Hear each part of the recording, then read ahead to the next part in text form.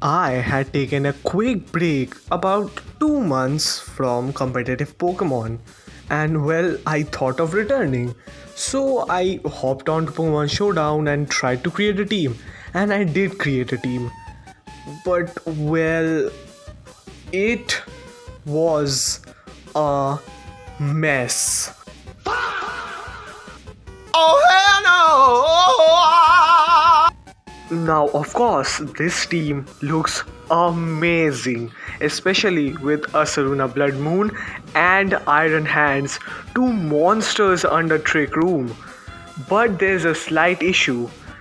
I don't know how to use Trickroom. Thirsty, thirsty Thursday. With this team, I lost two matches in a row. That had previously never happened before. Two matches in a row. Man, I was angry. It's raining outside. I have lost two matches in a row. I am in a horrible mood and I'm probably going to lose this one as well. Let's see what happens.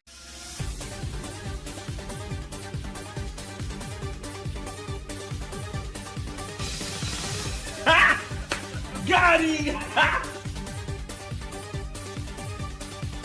Pede boca, pede boca, dá uma guisa,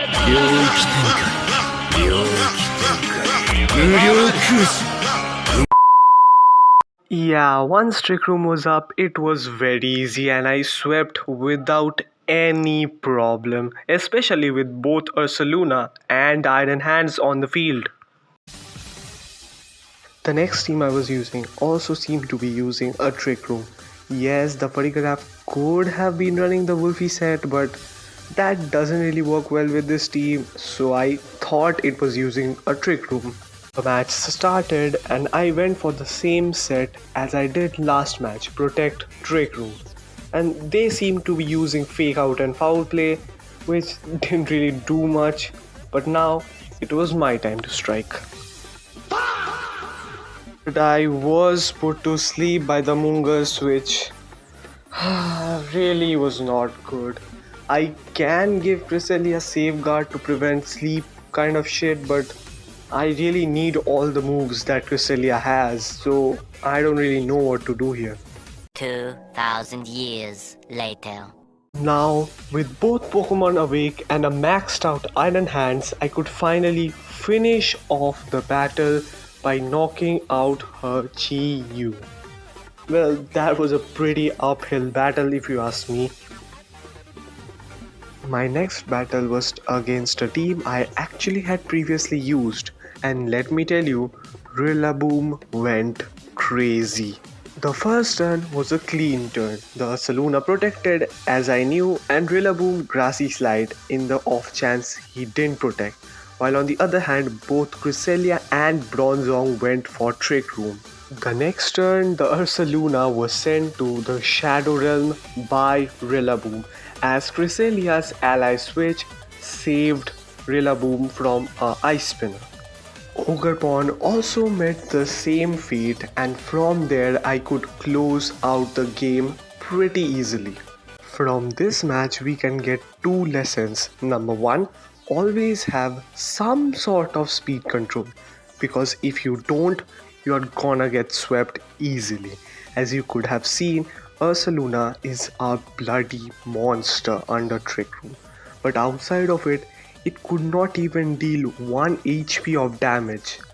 While on the other hand, I could easily clear out the match with my Trick Room. So it really depends on when you use your speed control and how you use it, but always have some sort of speed control. That be your ability, item or moves, always have something.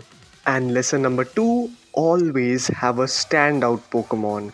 A standout Pokemon refers to a Pokemon that works well outside your form of speed control. For example, my Rillaboom on my team. Rillaboom isn't exactly the fastest Pokemon, but on my team, it is the fastest Pokemon. Under Trick Room, Rillaboom cannot perform well, but outside of Trick Room, it is my only hope, As you could see in my last battle, without Rillaboom, I would have completely lost to that monster Ursaluna. My next battle was against a stall team, and well, I'm not going to be showing you most of the battle because, well, this battle was longer than the entire video. But just know that we did win the battle pretty easily with most of my team still alive. The next match was probably the closest match. Well, it would have been very close, and I would lose actually if my opponent didn't just quit. I want due to inactivity. That is it for this episode of competitive Pokemon learning. I know it was just 2 lessons, but these 2 lessons would really help in your team build, which is actually the focus of our next competitive Pokemon episode. But for that, you have to wait. But till then, bye bye.